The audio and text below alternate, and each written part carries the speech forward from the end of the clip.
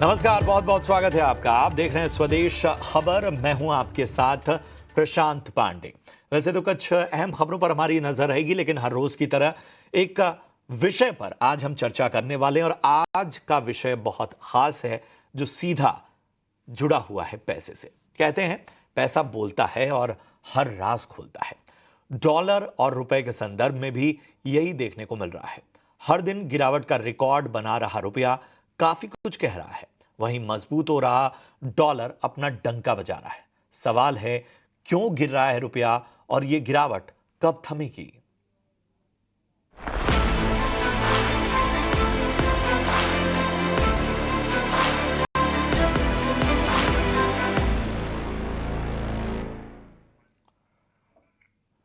तो डॉलर के मुकाबले भारतीय रुपया अब तक के सबसे निचले स्तर पर पहुंच चुका है।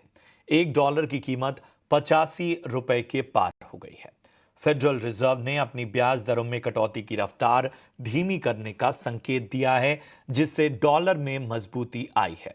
रुपए में रिकॉर्ड गिरावट की ये एक बड़ी वजह है। इस सवाल पर हम चर्चा करेंगे और भी पहलुओं को समझेंगे कि आखिर डॉलर की मजबूती, रुपए की कमजोरी, ये दोनों ही अर्थव्यवस्थाओं के लिए किस तरह से हैं। लेकिन पहले समझ लेते हैं कि रुपए में आखिर गिरावट की वजहें क्या हैं और इसका क्या असर हो सकता है।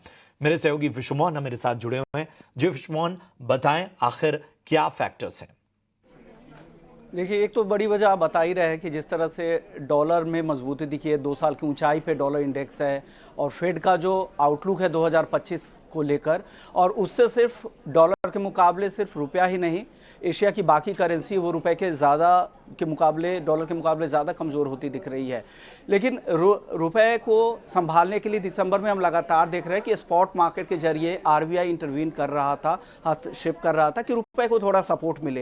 लेकिन स्पॉट मार्केट में होता क्या है कि अगर आप डॉलर आके यहाँ पे सेल करते हैं तो रुपए की लिक्विडिटी आप यहाँ पर सक करते हैं। ऑलरेडी रुपए की लिक्विडिटी कम है, बैंकिंग सिस्टम में भी कम है, और दूसरी तरफ इंपोर्टर्स की तरफ से लगातार डॉलर की डिमांड है। तो इस बार जो इंटरवेंशन देखने को मिल रहा है आरबीआई की तरफ से, वो फॉरवर्ड मार्केट के जरिए हो रहा है, जहां पर वो डॉलर सेल तो कर रहे हैं लेकिन आगे के फॉरवर्ड मंथ के कॉन्ट्रैक्ट के जरिए में हो रहा है। और वो जो ऑपरेशन हो रहा है वो 3 से 4 बिलियन डॉलर के आसपास का हुआ है। वो काफी दिनों के बाद आरबीआई इस तरह से काम कर रही है ताकि जो आपका फॉरेक्स रिजर्व भी कम ना हो, कि फॉरवर्ड रेट पे, फॉरवर्ड डेट पे आपको कॉन्ट्रैक्ट है, आपको डिलीवर करना है। तो ये एक अच्छा काम आरबीआई की तरफ से किया जा रहा है ताकि रुपए को संभालने की कोशिश हो। लेकिन उसके बाद भी हालांकि अब तक उस तरह की मजबूती नहीं दिखी है, लेकिन उम्मीद की जा रही है कि आने वाले ट्रेडिंग सेशन में कुछ रुपए में रिकवरी लौटेगी। लेकिन जिस तरह से डॉलर ही इतना ज़्यादा स्ट्रेंथिंग दिखा रहा है, उसकी वजह से भी रुपए पर और बाकी करेंसी पर दबाव मिल रहा है। लेकिन आने वाले समय में डेफिनेटली कुछ राहत मिलेगी और रुपए में थोड़ी रिकवरी की संभावना है। और दूसरी तरफ घरेलू इक्विटी मार्केट में जिस तरह से बिकवाली चल रही है, एफआईआईज की लगातार बिकवाली चल रही है, लेकिन उम्मीद है कि आगे कुछ राहत मिलेगी। आईपीओज में जिस तरह से एफआईआईज की कुछ खरीदारी दिख रही है, उस सब का भी फायदा आगे आपको देखने को मिलेगा। शुक्रिया करेंगे विश्वमोहन आपका इस अहम जानकारी के लिए, तमाम पहलुओं को हमारे दर्शकों के सामने रखने के लिए। चलिए अब चर्चा की शुरुआत करते हैं और हमारे साथ बेहद खास मेहमान जुड़ चुके हैं। मैं परिचय करा दूं, हमारे साथ कुणाल सुधानी साहब हैं, जो कि एफएक्स और रेट्स ट्रेजरी हैं, global trading centre Shinhan bank India से। बहुत बहुत स्वागत कुणाल आपका इस चर्चा में समय देने के लिए। आपका बहुत बहुत धन्यवाद। रुपए में गिरावट हो रही है, लेकिन सबसे बड़ा सवाल यही है कि तमाम फैक्टर्स तो हम समझ रहे हैं कि आखिर उसकी वजहें क्या है। तो ऐसे में वजहों से ज्यादा अब ये प्रश्न सबसे पहला उठता है कि ये गिरावट थमेगी कब? सबसे पहले बहुत धन्यवाद आपका। अगर हम एशियन करेंसीज की बात करें, दूसरी एशियन करेंसीज जैसे साउथ कोरियन वॉन हो गया, इंडोनेशियन रुपया हो गया, या फिर चाइनीज युआन हो गया, सो उनकी जो डिप्रिसिएशन या वीकनेस हमने देखी है वो कहीं ज्यादा है रुपये के कंपैरिजन में। अगर हम रुपये की बात करें तो हम खाली 1.2% ही वीकेंड या डिप्रिशिएट हुए हैं। विजाविस 13 अगर हम डीएम या ईएम करेंसीज की बात करें, जो 5% से भी ज्यादा वीकेंड हुई है, और कुछ करेंसीज लाइक रशियन रूबल वो तो 15 से 20% भी वीकेंड हुई है। तो वीकनेस अगर हम बोल रहे हैं कि 85 आना, ये थोड़ा सा आई थिंक हाइप्ड कह सकते हैं, बट अल्टीमेटली वीकनेस 1.2% की ही रही है, विच इज नॉमिनल मेरे हिसाब से, जो भी आरबीआई इंटरवेंशन रहा था। यहाँ से क्या लेवल्स देख सकते हैं, यहाँ से मेरे हिसाब से 85 हाफ तक के लेवल्स ओपन है।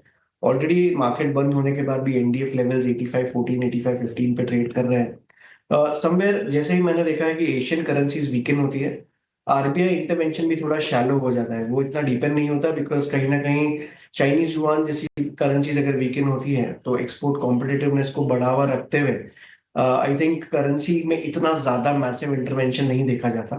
लास्ट 2-3 महीने की भी अगर बात करें तो almost $50 billion of FX reserves पे घटावा हमने देखा है, कुछ एफसीएस की वजह से जो रिवैल्यू हुए और कुछ इंटरवेंशन की वजह से।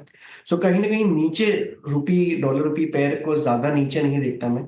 8460 8470 एक अच्छा बेस फॉर्मेशन बन रहा है towards a depreciation phase of 85 half की तरफ। ऑल्सो एक इम्पॉर्टेंट चीज मैं हाईलाइट करना चाहता हूँ कि मॉनेटरी पॉलिसी भी अब काफी बदल जाएंगी। जो इस साल की मॉनेटरी पॉलिसी डिसीजंस थे, रेट ट्रेजेक्टरी थी, कंसिडरिंग जो यूएस इलेक्शन में ट्रम्प जीते हैं और 20 जनवरी को उन ऑफिशियली वो ज्वाइन हो जाते हैं, तो जो टैरिफ्स, टैक्सेशन और इमिग्रेशन, ये तीनों चीजें कहीं ना कहीं इन्फ्लेशनरी प्रेशर को पुश करेंगी। सो जो डॉलर स्ट्रेंथनिंग है अक्रॉस G7 करेंसीज या इमर्जिंग मार्केट, वो थोड़ी रहेगी। तो डॉलर इंडेक्स मुझे लगता है 110 की तरफ यहाँ से जा सकता है। So dollar strength across Asian and develop currencies यहाँ से और देखी जा सकती है। ये एक बहुत स्पष्ट बात है कि जो स्ट्रेंथ है डॉलर की वो आगे देखी जा सकती है। लेकिन अगर डॉलर इंडेक्स और ऊपर जाता है, अगर हम इसको इस स्थिति में भी देखते हैं, तो क्या अमेरिका इसके परिणाम का सामना करने के लिए तैयार है? मतलब ये एक तरफा चीजें हो जाएंगी और जाहिर सी बात है कि एक एग्रेसिव अप्रोच जैसा हम मान के चल रहे हैं कि ट्रम्प की नीतियों में नजर आने वाला है, तो इस बात से भी हम इनकार नहीं कर सकते। आपकी सही है, मतलब कोई भी चीज एक एक तरफा जाना थोड़ा सा लाजमी हो जाता है कि वहाँ थोड़ा सा कंसोलिडेशन रहे। बट अगर हम जो लास्ट टर्म की भी बात करें, जब ट्रम्प प्रेसिडेंट थे, तब भी डॉलर इंडेक्स ऊपर की तरफ ही रहा था। कंसिडरिंग द सेम थिंग अगर हमें अभी भी देखते हैं तो डॉलर इंडेक्स थोड़ा सा स्ट्रेंथिंग होगा, बट इसका जो डायरेक्ट इम्पैक्ट है ऑन द एशियन करेंसीज वो जरूरी नहीं वैसा हो। सो डॉलर इंडेक्स एक पार्ट हो गया, बट वो लीनियर नहीं होता। जैसे अगर मैं एक एग्जांपल की बात करूं रुपए के टर्म्स में ही, तो डॉलर इंडेक्स कुछ टाइम पहले 103 भी था, 104 भी था, तब भी डॉलर रुपी 84-85 के बीच था। डॉलर इंडेक्स 108 आ गया है, तब भी 84-85 की तरफ ही रहा, अभी 85-08 की तरफ, क्लोजिंग की तरफ रहा। सो डॉलर इंडेक्स का लीनियर रिलेशनशिप नहीं रहा है, बिकॉज कहीं ना कहीं एक इंटरवेंशन स्ट्रैटेजी, डेप्रिसिएशन स्ट्रैटेजी हमारी अलग रही है। बट ओवरऑल ग्लोबल इकोनॉमी की बात करूं, अगर डॉलर इंडेक्स बढ़ता है तो आउटफ्लो ऑफ फंड्स एक कंट्री से दिखाई दे सकते हैं, जो हमें of lately last couple of session से फ्लोज में दिखाई दे रहा है। अगर वो होता है तो रुपी के लिए भी अगेन वो नेगेटिव हो जाता है, एंड वर्ल्ड ओवर फ्लोज के लिए या ग्लोबल रेमिटेंसेस के लिए भी थोड़ा सा इम्पैक्टफुल रहता है हायर डॉलर इंडेक्स। हमारे साथ इस बीच एक और खास मेहमान जुड़ चुके हैं। अमित पबारी साहब हमारे साथ इस वक्त हैं, जो कि एमडी हैं सीआर फॉरेक्स से। अमित जी, बहुत बहुत स्वागत आपका, समय देने का बहुत बहुत धन्यवाद। मेरा सवाल आम जनता से जुड़ा हुआ है। डॉलर मजबूत हो रहा है, रुपया कमजोर हो रहा है, भारतीय अर्थव्यवस्था, आम जनमानस अगर इसको समझना चाहे तो फिर उसके लिए क्या है, उसके लिए कंसर्न क्या है, और एक अर्थव्यवस्था के लिहाज से फिर चिंताएं कैसे बढ़ जाती हैं? अच्छा अमित जी, कुछ तकनीकी दिक्कतें आ गई हैं जिसकी वजह से उनसे हमारा संपर्क टूट गया है। कुणाल, यही सवाल मैं आपसे करता हूं कि आम व्यक्ति अगर इस पूरे संकेतों को समझे तो फिर वो उसे किस तरह से देखना चाहिए? एक अर्थव्यवस्था के लिहाज से हमें किन चीजों पर अब चिंता करनी चाहिए, जाहिर सी बात है, इन तमाम ट्रेंड्स को देखते हुए? आम जनता की बात करें तो आम जनता के लिए जैसे अगर एक आम आदमी की अगर हम बात करें तो कहीं ना कहीं राइजिंग डॉलर, जैसे अगर ट्रैवल हो गई या एजुकेशन हो गया या मेडिकल एक्सपेंसेस हो गए, सो खासकर ये जो 3 सेक्टर्स हैं जहाँ पे आम जनता काफी ज्यादा इन्वेस्ट करती है, अगर हम इवन एनआरआई फंड्स की बात करें, और ये राइजिंग लेवल्स ऑब्वियसली बहुत मायने रखता है, बिकॉज ये हर्ट करता है एक इन्वेस्टर सेंटिमेंट, एक स्टूडेंट को, एक पेशेंट को। इन इन तरीकों से उनका इम्पैक्ट काफी ज्यादा है। सेकेंडली, एक आम जनता से एक लेवल अगर हम आगे बढ़े तो हम इंडिया जो है इंपोर्ट ओरिएंटेड नेशन रहा है। 70% हमारा इंपोर्ट ऑयल रहा है, और कहीं ना कहीं हमारे जो ट्रेड डेफिसिट नंबर्स भी आए हैं जहाँ पे इंपोर्ट काफी ज्यादा बढ़ा है। तो अगर उस मायने से भी देखें एक बिजनेस के पर्सपेक्टिव से, तब भी राइजिंग डॉलर डेफिनेटली हमें इम्पैक्ट ज्यादा करता है ट्रेड डेफिसिट फंड पे, फिस्कल डेफिसिट फंड पे, एंड ओवरऑल एक बिजनेस पॉइंट ऑफ व्यू से भी वो काफी इम्पोर्टेंट एस्पेक्ट है जहाँ पे इम्पैक्ट आता है उसका। बट एज आई सेड, अगर मैं इसको सम करूँ तो ये वीकनेस उतनी ज्यादा नहीं है, अभी भी मैं यही कहूंगा, जितना डायरेक्ट कोई इम्पैक्ट हो straight away. Weakness slow study रही है। तो एक एनालिसिस जैसे अभी हमने की थी कि बताई अगर कि जिन लेवल्स पे डॉलर था, अब उस तरह की जो कमजोरी से हम उसकी तुलना करें रुपए की, तो उसे उतना ज्यादा कंसर्न से नहीं देखना चाहिए। इस बीच हमारे साथ अमित जी फिर से जुड़ चुके हैं। अमित जी, बहुत बहुत स्वागत आपका।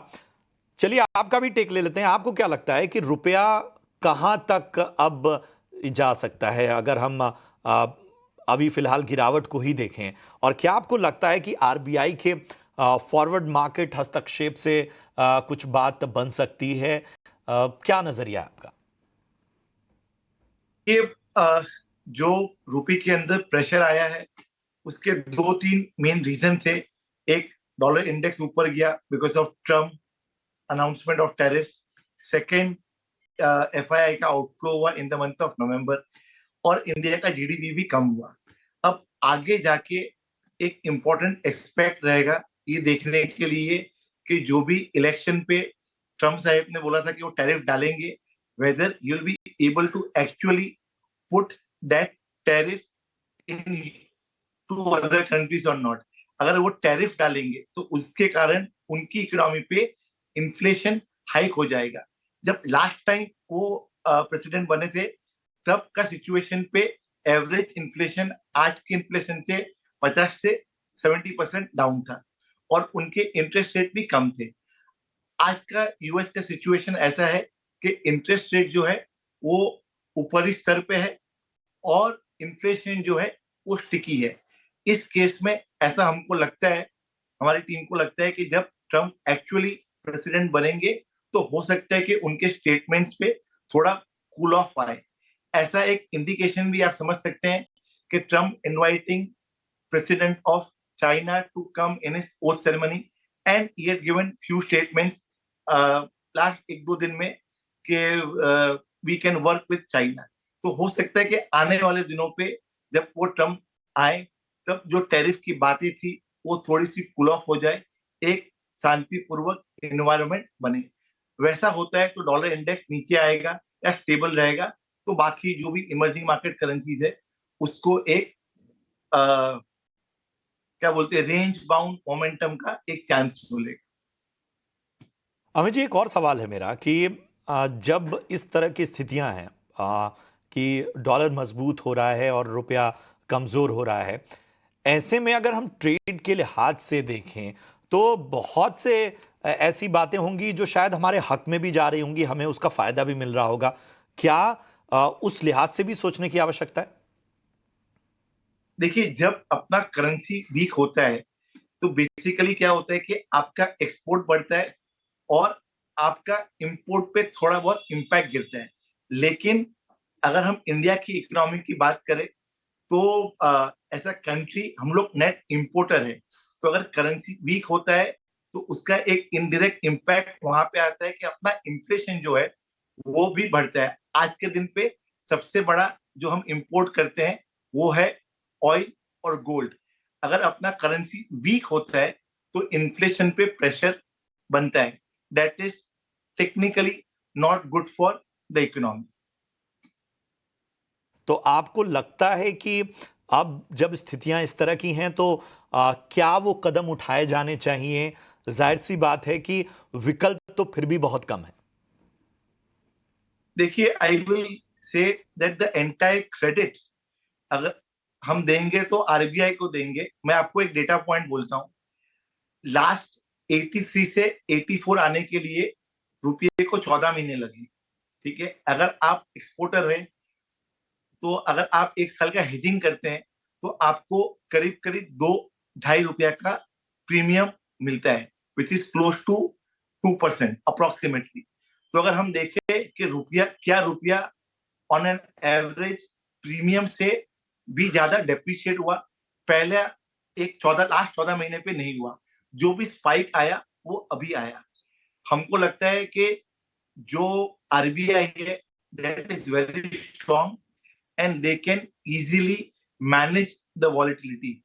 आरबीआई के पास में बहुत सारे टूल्स अवेलेबल है and they have used all of the tools very very effectively. Either हम बोले कि जब डॉलर आ रहा था इंडियन इकोनॉमी के अंदर पे, they have build the reserves. हमारा रिजर्व्स 450 बिलियन से 700 बिलियन गया, अभी 50 बिलियन डॉलर्स से कम हुआ, लेकिन they have been able to gather the reserves and when there is a pressure they have been able to release the reserves and protect the depreciation. Second, they've been very active not on the spot market, बल्कि वो लोग forward market पे भी active है। और अगर हम last 3-4 महीने की बात करें तो वो लोग एक्टिव एनडीएफ में भी है। तो हम लोग को लगता है कि आरबीआई के पास में इनफ टूल है कि वो जो डेप्रिसिएशन है वो आराम से कंट्रोल कर सके। जब मैं कंट्रोल करने की बात करता हूं तो मैं कहता हूं कंपेयर करना चाहिए कि अदर इमर्जिंग मार्केट करेंसीज जो है उसके मुकाबले में हम ज्यादा वीक हो रहे हैं या हम उसके मुकाबले में कम वीक हो रहे हैं। अगर लास्ट 2 महीने का ट्रेंड देखे या लास्ट 2 साल का ट्रेंड देखे, उससे ये बात क्लियरली आ रहा है कि हम बाकी इमर्जिंग मार्केट करेंसी से कम वीक हुए हैं। ठीक है, तो एक जो निचोड़ हमारे दोनों एक्सपर्ट से सामने निकला कि ठीक है, दबाव है रुपए पे, लेकिन अगर हम इसको तुलनात्मक रूप से देखें, एक कंपैरेटिव स्टडी देखें और तमाम पहलुओं पर जब हम बारीकी से निगाह डालते हैं और खुद आरबीआई के जो पूरे रिकॉर्ड को देखते हैं और जिस तरह से उनकी क्षमता को देखते हैं, तो उसमें बहुत ज़्यादा कंसर्न्स फिलहाल नहीं है। जाहिर सी बात है, हमें अभी फिलहाल अमेरिका की तमाम एक्शन का भी इंतज़ार करना होगा। बहुत बहुत शुक्रिया करेंगे अमित जी, कुणाल, आप दोनों का बहुत अच्छा लगा इस चर्चा में आप दोनों को शामिल करते हुए। मेरे पास समय इतना ही था, लेकिन मैं इस चर्चा को और कभी और ज़्यादा विस्तार दूंगा। शायद हमें 20 तारीख का भी इंतज़ार करना होगा, 20 जनवरी का। उसके बाद भी बहुत सी चीज़ें क्लियर होंगी, तो ऐसी चर्चाओं में हम आपको आगे भी आमंत्रित करेंगे। शुक्रिया अपना समय देने के लिए और तमाम पहलुओं पर बारीकी से दृष्टिकोण रखने के लिए। चलिए, उम्मीद करते हैं कि इस चर्चा के जरिए तमाम चीज़ें आपको स्पष्ट हुई हों। फिलहाल हम यहाँ पर एक ब्रेक के लिए रुकेंगे। ब्रेक के उस पार कुछ और भी खबरें लेकर आएंगे। बने रहिए हमारे साथ।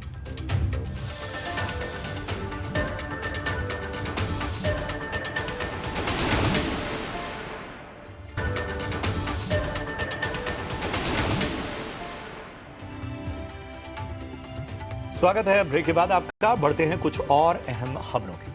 शेयर बाजार में लगातार चौथे दिन गिरावट जारी रही। सेंसेक्स जहां 966 अंक टूटकर 80,000 के नीचे आया, वहीं निफ्टी 236 अंकों का गोता लगाकर 24,000 के नीचे पहुंच गया। कैसा रहा बाजार में एक्शन, बता रहे हैं अंश भीलवार। निफ्टी का यह चौथा सेशन था लगातार बिकवाली का। चार्ट पे देखें तो जो 24,000 का साइकोलॉजिकल मार्क है उसे भी तोड़ता हुआ नजर आया है।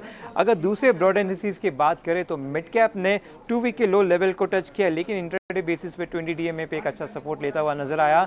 जबकि स्मॉल कैप की बात करें तो ये इंडेक्स का तीसरा सेशन है लगातार बिकवाली का। इंट्राडे बेसिस पे इसकी जो बिकवाली है वो 100 डीएमए पे कहीं ना कहीं थमते हुए नजर आ रही है। अब अगर हम सेक्टोरल इंडिसेस की बात करें तो निफ्टी फार्मा एक लौता ऐसा मेजर सेक्टोरल इंडेक्स है जो हरे निशान में बंद होता हुआ नजर आया। साथ ही साथ इंडेक्स ने 1 मंथ हाई लेवल को भी छुआ है। अब अगर सेक्टर लूजर्स की बात की जाए तो मेटल का ये 5वां सेशन है लगातार बिकवाली का, तो यहाँ पे काफी स्ट्रॉन्ग बेयरिश सेंटिमेंट बनता हुआ नजर आता है। जबकि रियलिटी का तीसरा सेशन है लगातार बिकवाली का। एनर्जी इंडेक्स ने 10 मंथ लो लेवल को टच किया, तो यहाँ पे भी काफी ज्यादा बेयरिश सेंटिमेंट बनता हुआ नजर आ रहा है। इसके साथ साथ ऑटो इंडेक्स ने 1 मंथ लो लेवल को टच किया, तो पीएसयू बैंक इंडेक्स ने इस महीने के लो लेवल को टच किया। तो ओवरऑल देखा जाए तो काफी नेगेटिव सेशन रहा है, लेकिन इस नेगेटिविटी के बावजूद हम देख रहे हैं कि काफी सारे सेक्टोरल इंडिसेस है जो अपने की डीएमए पर सपोर्ट लेते हुए नजर आ रहे हैं। शुक्रिया करेंगे अंश आपका इस अहम जानकारी के लिए। और चलिए अब बढ़ते हैं अपने खास सेगमेंट 5 का पंच की तरफ, जहां मेरे सहयोगी रविंद्र आपको बताएंगे कि आखिर किन शेयरों और सेक्टर ने लगाया मार्केट में एक्शन भरा पंच। 5 के बेंच में बात करेंगे 5 ऐसे स्टॉक्स के जिस पर एक्शन देखने को मिला। तो सबसे पहले बात करते हैं स्पाइसजेट की, जहां पर स्पाइसजेट और जेनेसिस के बीच में जो 16 मिलियन यूएसडी का डिस्प्यूट था, कंपनी ने सेटल कर लिया है। और जेनेसिस जो है स्पाइसजेट में स्टेक एक्वायर कर लेगा 100 रुपीज़ पर शेयर से। स्पाइसजेट जो है जेनेसिस को 16 मिलियन यूएसडी पे करेगा और जेनेसिस जो है स्पाइसजेट में 4 मिलियन यूएसडी के शेयर्स एक्वायर करेगा। अगला जो स्टॉक है जाइडस लाइफ साइंस, जहाँ पर जाइडस लाइफ साइंस को जो है यूएस एफडीए से फाइनल अप्रूवल मिला है लिडोकेन और प्रिलोकेन क्रीम के लिए। और ये क्रीम जो है वो टॉपिकल एनेस्थेटिक इंडिकेट करती है। इन क्रीम का जो एनुअल सेल्स है यूएसडी 22.05 मिलियन है यूनाइटेड स्टेट्स में। अगला जो स्टॉक फोकस में वो एनटीपीसी ग्रीन, जहाँ पर गुजरात में एनटीपीसी रिन्यूएबल एनर्जी के 150 मेगावाट सोलर पीवी प्रोजेक्ट का दूसरा हिस्सा जो है 30 मेगावाट कैपेसिटी, कंपनी ने उसका जो कमर्शियल ऑपरेशन स्टार्ट कर दिया है। अगला जो स्टॉक फोकस में रहा है वो डॉक्टर रेड्डी, जहां पर नोमिरा ने अपनी नोट निकाली डॉक्टर रेड्डी पर और उन्होंने जो है बाय रेटिंग अपग्रेड किया है और टारगेट प्राइस जो है 1500 का रखा है। अगर उनका कहना है कि जो स्टॉक है वो स्टॉक ने अंडर परफॉर्म किया है फार्मा सेक्टर को पिछले 1.5 साल में, और पिछले 1 साल में जो है निफ्टी फार्मा इंडेक्स में 36% की ग्रोथ देखने को मिली, वहीं डॉक्टर रेड्डी में जो है 13% की ग्रोथ देखने को मिली। नोमिरा का मानना है कि डॉक्टर रेड्डी में जो है रिस्क रिवॉर्ड फेवरेबल है और अर्निंग ग्रोथ जो है वो एस्केलेट करेगा FY28 में। अगला जो स्टॉक फोकस में रहा है वो स्विगी, जहाँ पर जेपी मॉर्गन ने इनिशिएट किया है स्विगी पर और टारगेट प्राइस जो है ओवरवेट का और रेटिंग जो है उन्होंने ओवरवेट रखी है और टारगेट प्राइस जो 730 का रखा है। उनका कहना है कि इंडियन लोकल सर्विस मार्केट में स्विगी एक डार्क हॉर्स की तरह पोजीशन है और बेटर फोकस और एग्जीक्यूशन के साथ स्विगी फोकस कर रहा है गेनिंग ग्राउंड फूड डिलीवरी और क्विक कॉमर्स में। स्विगी जो है 32 से 42% पर डिस्काउंट ट्रेड कर रहा है जोमेटो से। और जेपी मॉर्गन का मानना है कि स्विगी जो है एक इमर्जिंग अंडर एप्रिशिएटेड विनर है इंडियन लोकल सर्विस इकोसिस्टम में। शुक्रिया करेंगे रविंद्र आपका इस अहम जानकारी के लिए। बढ़ते हैं आगे। आगामी बजट को लेकर राज्य के वित्त मंत्रियों के साथ केंद्रीय वित्त मंत्री निर्मला सीतारमण कल अहम बैठक करने जा रही हैं। इनमें किन बातों पर फोकस होगा, सूत्रों के हवाले से मिल रही खबर पर पूरी डिटेल्स दे रहे हैं मेरे सहयोगी प्रकाश प्रियदर्शी। जी प्रकाश। देखिए, बजट से ठीक पहले राज्यों के वित्त मंत्रियों के साथ केंद्रीय वित्त मंत्री की अहम बैठक होने जा रही है। हालांकि ये औपचारिक बैठक होती है बजट से ठीक पहले, लेकिन काफ़ी इंपॉर्टेंट होती है, खासकर इस बात को ध्यान में रखते हुए कि राज्यों की क्या मांग है, उनकी क्या ज़रूरतें हैं, उसको समझी जाए। लिहाजा जो स्टेट फाइनेंस मिनिस्टर्स हैं, तमाम डिमांड जो हैं वो केंद्रीय वित्त मंत्री के सामने रखेंगे। और ऑफकोर्स फोकस ये होने जा रहा है कि कैसे आने वाले दिनों में जो इकोनॉमिक ग्रोथ की रफ्तार है उसको बढ़ाई जाए। इसके अलावा फूड इन्फ्लेशन से संबंधित जो सप्लाई चेन डिस्टर्बेंस का इशू है उसको कैसे एड्रेस किया जाए, इस मसले पर राज्यों के साथ चर्चा हो सकती है। साथ ही साथ तमाम ऐसे राज्य हैं जहां पर MSME इंडस्ट्री काफ़ी फैली हुई है, उनकी संख्या काफ़ी ज़्यादा है, लिहाजा उनके लिए स्पेशल पैकेज की मांग की जा सकती है। जो ट्रेडिशनल बिजनेसेस हैं उसको कैसे प्रमोट किया जाए, उसके लिए भी तमाम स्टेट्स एडिशनल फंड्स की मांग करेंगे। हमें जानकारी मिल रही है कि कई स्टेट्स एडिशनल फंड्स की मांग करेंगे, एडिशनल पैकेज की मांग करेंगे, खासकर इस बात को ध्यान में रखते हुए कि GST कॉम्पनसेशन पीरियड की जो मियाद है वो ख़त्म हो गई है। राज्यों के पास जो रेवेन्यू शॉर्टफॉल है उसको ध्यान में रखते हुए एडिशनल पैकेज की मांग की जा सकती है। इसके अलावा राज्यों के पास जो असेट्स हैं जिसके मोनेटाइजेशन को लेकर सरकार ने पहले ही एक स्कीम की घोषणा की है, उसको कैसे और स्पीडअप किया जाए, उसके लिए एडिशनल फंड्स का ऐलान केंद्र सरकार कर सकती है। जो मिनरल रिच स्टेट्स है लाइक झारखंड, छत्तीसगढ़, वो लार्जेस्ट शेयर मांगेंगे। जो राजस्व है, जो मिनरल ब्लॉक्स है उसके ऑक्शनिंग पे जो अधिक जो राजस्व की प्राप्ति होती है उसके लिए एडिशनल शेयर की मांग करेंगे। कई ऐसे states like Bihar, West Bengal, UP, जहां पर एग्रीकल्चर एक काफ़ी इम्पॉर्टेंट सेक्टर है, जहां पे ज़्यादातर जो आबादी है एग्रीकल्चर के ऊपर डिपेंडेंट है, लिहाजा लाइट सेक्टर को भी KCC के दायरे में लाई जाए, ज़्यादा से ज़्यादा लोगों को इसका फ़ायदा मिले, जो डिपेंडेंट इंडस्ट्री है उसको फ़ायदा मिले, किसानों को फ़ायदा मिले। इस बात को ध्यान में रखते हुए KCC के दायरे को बढ़ाने की मांग की जा सकती है। तो ये तमाम ऐसे मसले हैं जिस पर की चर्चा होगी और राज्यों के वित्त मंत्री जो हैं वित्त मंत्री के सामने अपनी मांगे रख सकते हैं। क्या करेंगे प्रकाश आपका इस अहम जानकारी के लिए। और इसी के साथ इस बुलेटिन में इतना ही, दीजिए इजाजत, लेकिन आप देखते रहिए ET Now स्वदेश। नमस्कार।